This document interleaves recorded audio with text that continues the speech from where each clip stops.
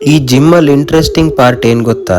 ದಿನ 184. ನಾನು ಇದನ್ ಜಿಮ್ ಅಲ್ಲಿ ಎಷ್ಟೋ ಸತಿ ಅಬ್ಸರ್ವ್ ಮಾಡಿದೀನಿ ಗುರು. ಟ್ರೈಸೆಪ್ಸ್ ಮತ್ತೆ ಫೋರಮ್ಸ್ ವರ್ಕೌಟ್ ಯಾವಾಗಿರುತ್ತೆ, ಲೇಟ್ ಆಗಿ ಬಂದ್ರು ವರ್ಕೌಟ್ ಬೇಗ ಮುಗಿಯುತ್ತೆ ಗುರು. ಆ ಸ್ಕ್ಯಾಮ್ ಏನು ಅಂತ ಹೇಳಿ ಒರಿಜಿನಲ್ ಜಿಮ್ ಬ್ರೋಸ್ ಮಾತ್ರ ಗೊತ್ತಿರುತ್ತೆ.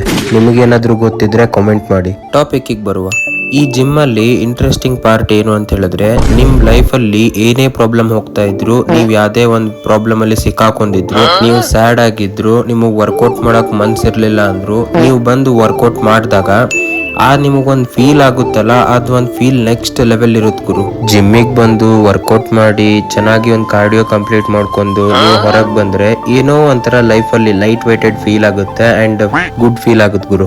ನಾನ್ ಜಿಮ್ ಮಿಸ್ ಮಾಡ್ಲಾರ್ದಂಗ್ ಹೋಗೋಕೆ ನನಗೆ ಹೆಲ್ಪ್ ಮಾಡೋದಿದೆ ಗುರು. ಆದಷ್ಟು ಬೇಗ ನೀವು ಜಿಮ್ ಜಾಯ್ನ್ ಆಗಿ.